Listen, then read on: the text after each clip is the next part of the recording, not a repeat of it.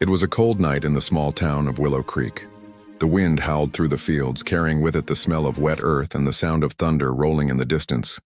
Farmer John Miller stood on his porch, staring at the sky that was now swallowed by dark clouds. He could taste the rain in the air. John had lived alone for many years on this old farm. The land was quiet, simple, and peaceful, just the way he liked it.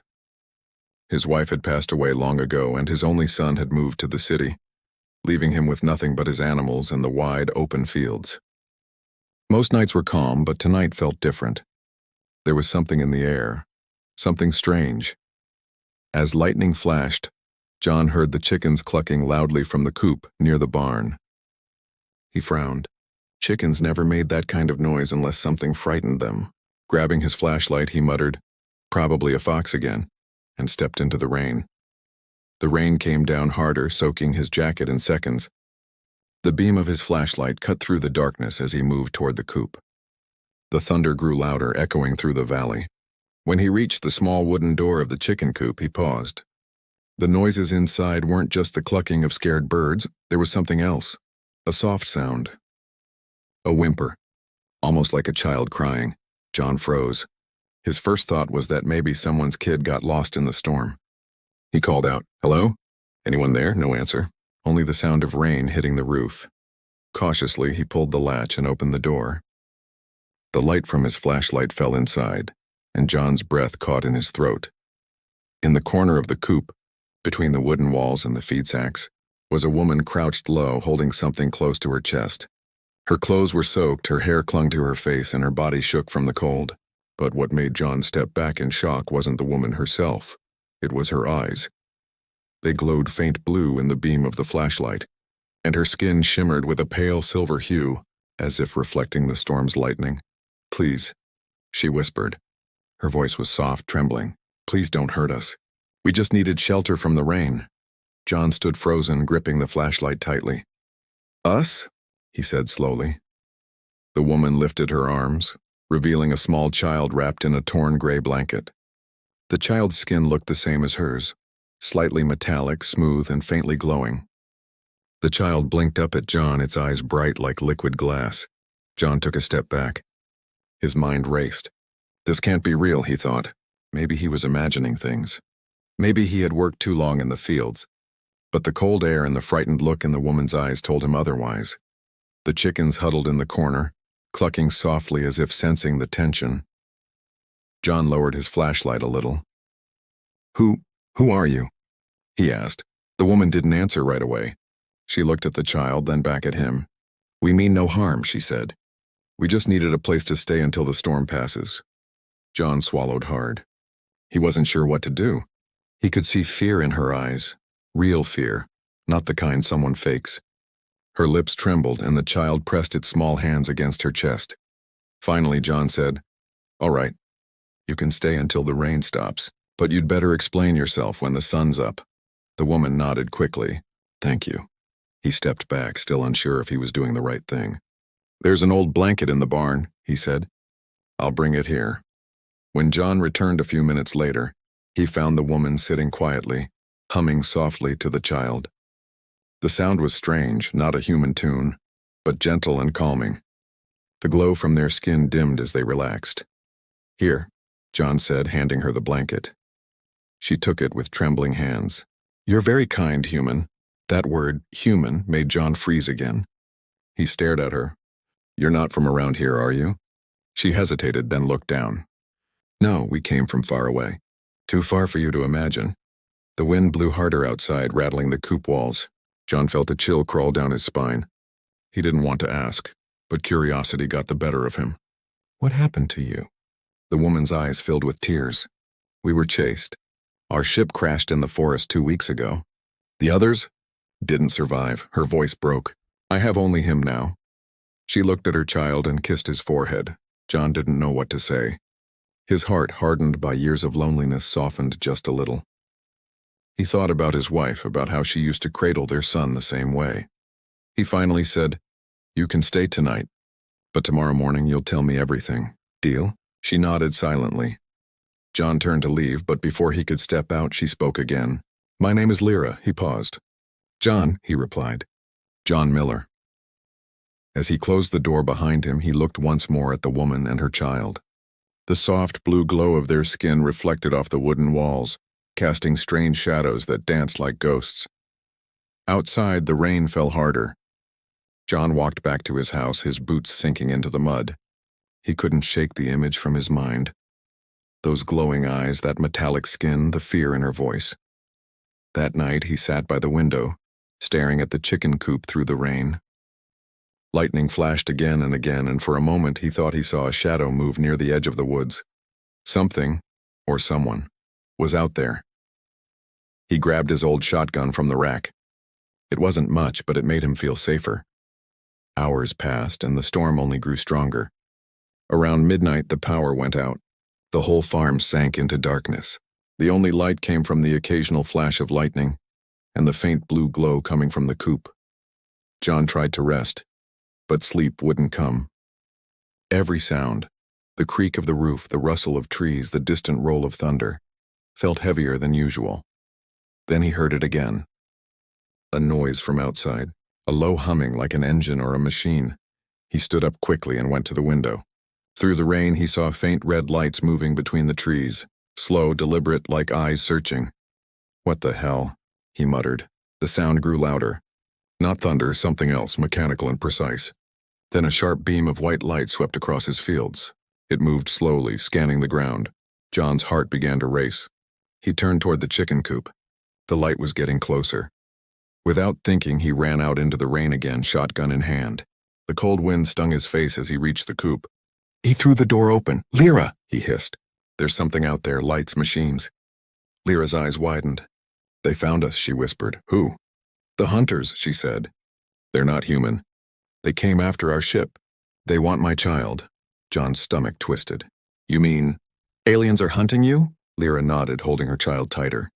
The little one whimpered, sensing her fear. John looked outside. The beam of light passed over his barn now, moving closer every second. "We have to hide you," he said. Lyra's voice trembled. "They can track our energy. We can't stay here long," John thought fast. "There's a root cellar under the old shed. It's dark, no electricity. Maybe they won't detect you there." She hesitated, then nodded. "Please," she said. "Help us."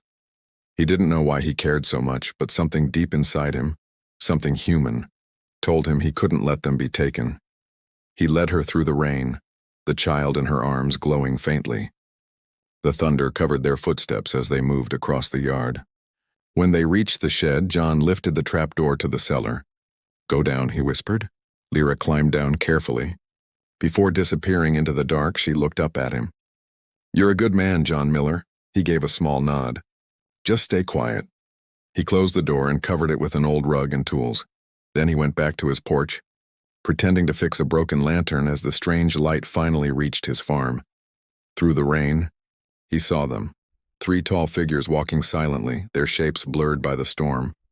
They moved like shadows, carrying devices that buzzed and glowed. John's heart pounded. He tightened his grip on the shotgun but didn't move. One of the figures pointed toward the chicken coop. The light beam paused there. John's mind screamed, "Don't look in the shed, don't look in the shed." The wind blew stronger, slamming the coop door shut with a loud bang. The figures turned toward the noise. For a long moment, they just stood there, scanning. Then slowly, they turned back toward the forest and vanished into the rain. John exhaled, his whole body shaking. When the lights disappeared, he ran back to the shed and opened the trap door. "They're gone," he said softly. Lyra looked up at him, her eyes full of tears. "You saved us." John shook his head. "No," he said. "Just keeping the storm outside." But deep down, he knew this was only the beginning. Something far bigger than his quiet farm had just arrived in Willow Creek, and it was now hiding beneath his land. The storm ended just before sunrise. The clouds began to break apart and a soft orange light spread across the sky. The fields were quiet again. Rainwater glistened on the grass like silver threads, and birds started singing weakly after the long, dark night. John Miller stood on his porch, tired but awake. He hadn't slept at all. His eyes were red from worry and his hands still shook slightly. The events of last night felt unreal, like a dream too strange to believe. But when he looked at the shed at the edge of the yard, he knew it was no dream. Something, or rather someone, was still hiding under there.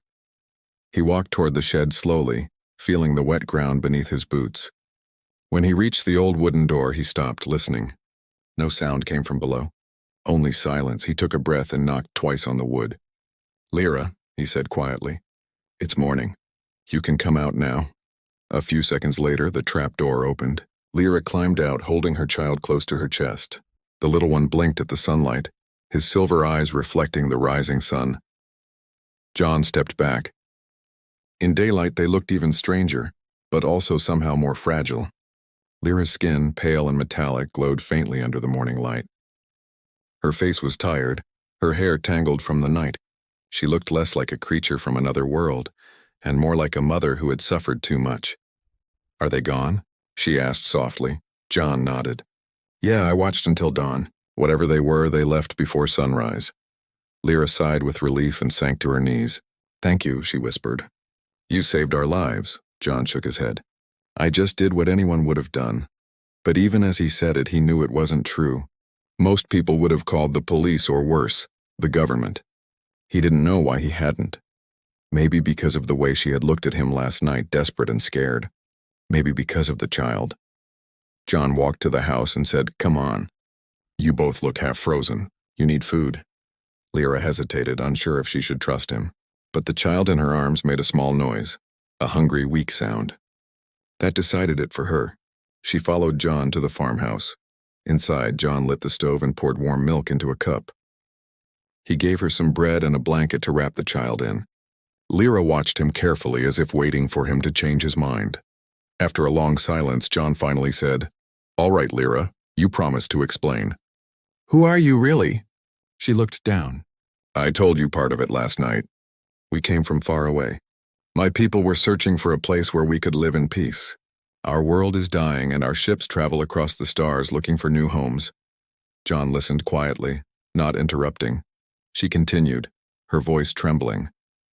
"But some among the stars, they don't want peace. They want control. They hunt us. When our ship came near your planet, we were attacked. We crashed in the forest near this town. Many of us died. I escaped with my son. Since then, we've been running." John frowned. "And those things I saw last night, the lights in the woods? They're the hunters," she said. "Machines built by those who destroyed our ship. They track our energy signatures, the glow you see on our skin. That's why we hide in dark places." John looked at the child. "And what about him?" Lyra smiled faintly, touching the child's head. "His name is Elior. He's only 3 years old in your years. His energy is strong. Too strong. That's why they want him. Why? Because he can control things, machines, energy, life itself. On our world, children like him were called the Sourceborn. But here he's just a scared little boy."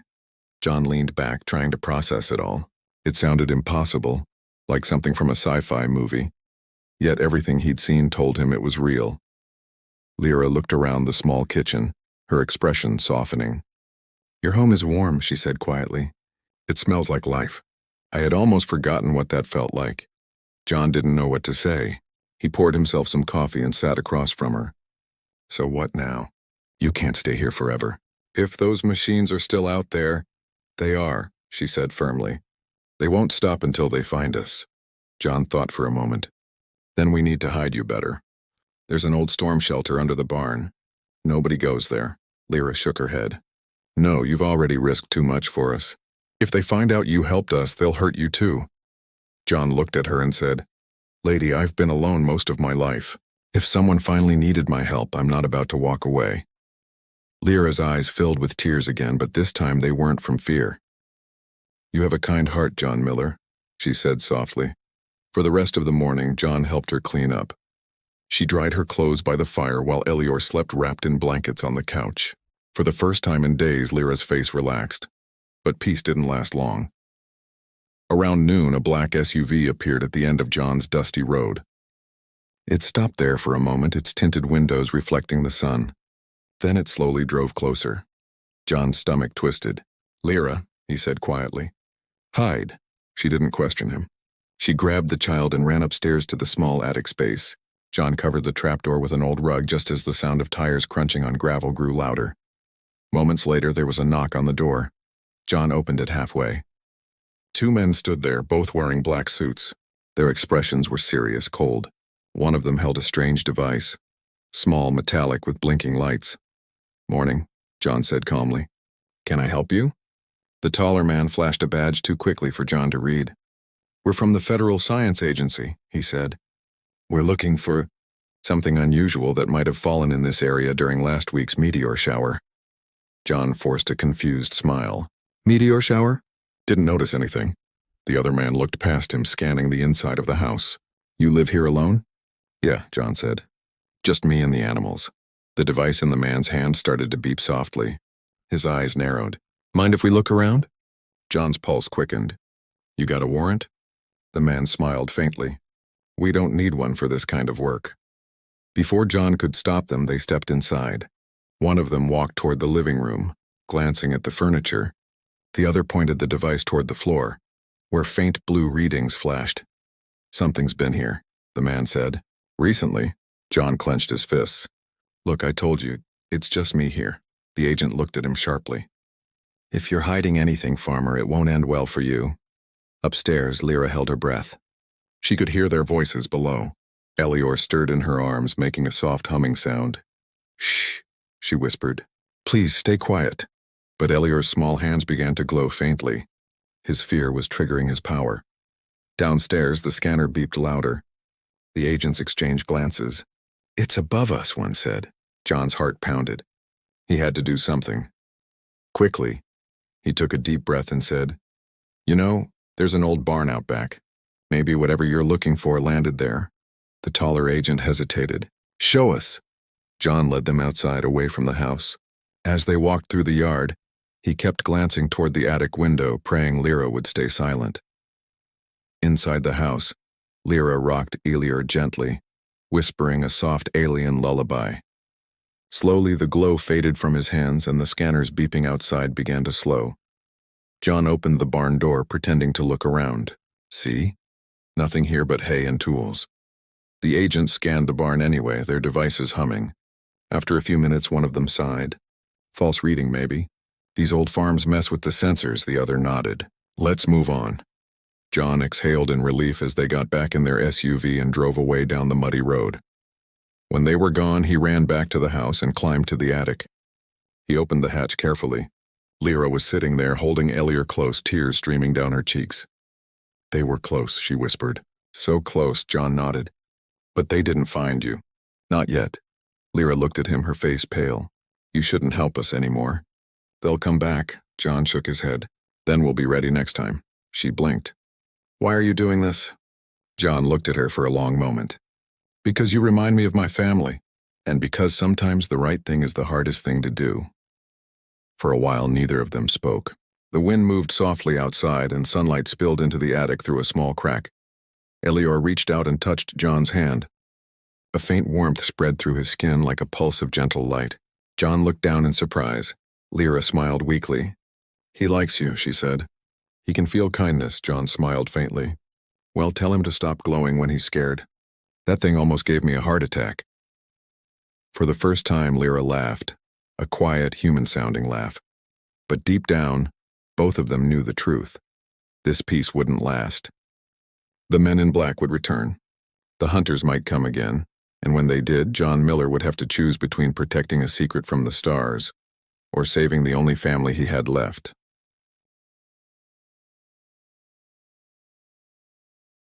The next 2 days passed in silence. The rain was gone, but the air over Willow Creek still felt heavy, like the storm had left something behind. The earth smelled wet and cold, and every night, fog rolled over the fields like a soft white blanket. John Miller kept to his routine, feeding the animals, repairing the fences, checking the barn belay, but his mind was never calm. He could feel eyes watching the farm. Sometimes at night he thought he heard engines far away humming faintly. The hunters were still out there. Inside the farmhouse, Lyra tried to live quietly. She cooked simple food with John's help, washed their clothes, and hummed soft songs to Elior when he cried. The boy was different now, quieter, more thoughtful, but his eyes still glowed faintly whenever he got scared or happy. Sometimes, John would catch him looking at the stars through the window, like he was listening to something far away. It made John's heart ache, because he knew this child didn't belong on Earth. One evening, John sat by the fire while Lyra fixed a torn blanket. The light of the flames danced across her metallic skin, making it shimmer like silver. "I keep thinking about those men in black," John said quietly. "They'll come back." Lyra nodded. "They always come back," John sighed. "I don't know how long I can hide you here. The town sheriff already came by today asking if I'd seen anything strange. Someone must have seen the lights that night." Lyra lowered her head. "Maybe it's time for us to go." John looked up sharply. "Go where?" "There's a forest far north from here. Deep enough that scanners can't track us easily. I can travel at night. I just need one more day to recover my strength." John didn't answer. His chest tightened. He didn't want to admit it, but he had grown attached to both of them. His lonely home finally had life in it again. He hadn't felt that warmth in years. "You can't just walk out there alone," he said. "If those machines find you—" She cut him off gently. "John, you've already done enough. You saved us twice. I can't ask for more." He looked at her sadly. "You didn't ask. I chose to help." The room grew quiet. Only the crackle of the fire filled the air. Then from outside came the faint sound of engines. This time closer, John froze.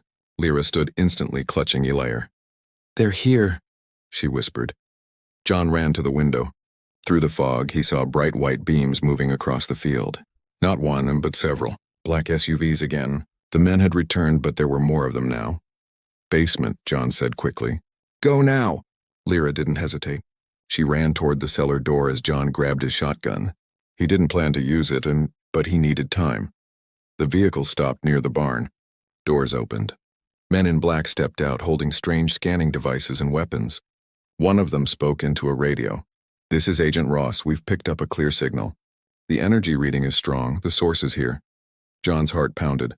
A hard knock shook the front door. He opened it halfway, pretending to look surprised. "What now?" he asked. Agent Ross looked at him coldly. "We have confirmation. Something non-human is on your property." "Step aside." John stood firm. "You're trespassing." Ross didn't even blink. "Move." John raised the shotgun. "I said, get off my land." The agent sighed and nodded to the others. Two men pushed past John and entered the house. John shouted, "There's nothing here." But it was no use. They were scanning every wall, every floor. The beeping from their devices grew louder as they neared the cellar. Down below, Lyra held Elior close. The child's eyes were wide, glowing faintly. The sound of the scanners made him tremble. "It's okay, my love," she whispered. "Stay quiet." But the boy's small hands began to hum with light again, soft at first, then brighter. Lyra tried to calm him, but it was too late. The scanners upstairs beeped faster. One of the agents shouted, "We've got it! Below the floor!" John's blood went cold. Ross turned toward him. "You've been hiding them." John gritted his teeth. "They're not things. They're people." Ross shook his head. "They're not your concern anymore." He motioned to the men. "Open it." As the agents moved toward the cellar door, John stepped in front of them. "You'll have to go through me first." One of the men raised his weapon. "Move, old man." John stood firm. "No." The agent hit him hard across the face with the weapon's handle. John fell to the floor, blood dripping from his lip. Lyra heard the noise above and clutched Elior tighter. "No," she whispered. "Please, no." Then Elior's eyes flared with sudden light, brighter than ever. The air in the cellar vibrated. Tools and small objects began to rise, floating around them. "Elior," she gasped. "Stop. You'll hurt yourself." But the boy's energy was growing uncontrollable. His fear was turning into power. Upstairs, the lights flickered violently. The agents froze as their scanners started sparking. One shouted, "What the hell is happening?" John, still on the ground, saw blue light seeping through the cracks of the cellar door. "Lyra," he whispered. The door exploded upward with a burst of energy. A wave of blue light filled the room, throwing the agents back. Lyra rose from the cellar, holding Elior in her arms, surrounded by a faint glowing aura. Her eyes were filled with tears and fury. "Leave us alone," she cried. The agents pointed their weapons. "Target locked, fire!" But before they could shoot, the lights in the entire farmhouse went out. The ground shook. Every electronic device went dead. John stumbled to his feet, shouting, "Stop! Don't shoot!" Elior's glow grew brighter, and suddenly, silence. Every weapon melted in the agent's hands like wax. The air crackled with static. The fog outside shimmered like glass. Ross tried to reach his radio, but it sparked and exploded. He looked terrified. "What is that kid?" Lyra's voice echoed softly through the air. "He's life. Something your world has forgotten how to protect." The agents backed away. Fear showed in their eyes now, not authority. John stepped closer. "Lyra, you have to stop. You'll burn yourself out." Lyra looked at him, tears running down her glowing cheeks. "They won't stop, John. They'll keep coming. I can't let them find him again. What are you going to do?" John asked, his voice breaking. She smiled sadly. "What any mother would do. Protect her child." Elior looked at her, confused, scared. "Mama," she touched his face gently. "Close your eyes, my love." John's heart ached. "Lyra, wait!" But it was too late. Lyra lifted one hand toward the sky. The storm clouds above the farm began to swirl violently. A deep humming filled the air as light poured from her body. It was beautiful and heartbreaking. A beam of pure blue energy shot upward, piercing the clouds. For a brief moment, the sky above Willow Creek opened, showing a sea of stars. The agents fell to the ground, covering their faces. The energy consumed everything. The fog, the darkness, even the fear, and then silence again. When the light faded, Lyra was gone. Only Elior remained lying on the floor, wrapped in her torn blanket. His glow had dimmed, now soft and calm. John rushed forward, lifting the boy into his arms. "Lyra!" He called, but only the wind answered. Outside, the agents were unconscious, their vehicle smoking. The air smelled of ozone and rain. John looked down at the boy. "She saved you," he whispered. Elior opened his eyes, silver and pure. He touched John's chest right over his heart. For a moment, John felt warmth spread through his whole body, peaceful, calm, alive. Then the boy whispered his first human word. "Home." John's eyes filled with tears. "Yeah," he said softly. "Home." Weeks later, Willow Creek went back to normal, at least on the surface. The government men never returned. Locals said it was just lightning that destroyed the old barn. Nobody questioned it too much. But every night, John looked up at the stars. And sometimes he saw a faint blue light pass across the sky. Quiet, gentle, like a promise. Elior stayed with him, growing stronger each day. He learned to smile, to laugh, to speak small words. The farmhouse no longer felt empty. One evening, as they sat together on the porch, John looked up and whispered, "She's watching, isn't she?" The boy nodded, his silver eyes shining softly. A warm breeze blew through the fields, and for a moment John thought he heard a voice. Gentle, familiar. "Thank you, John Miller." He smiled. "You're welcome, Lyra." And as the stars shimmered above Willow Creek, John realized something he hadn't felt in years: hope. Because sometimes, family isn't who you're born with. Sometimes it's who you choose to protect.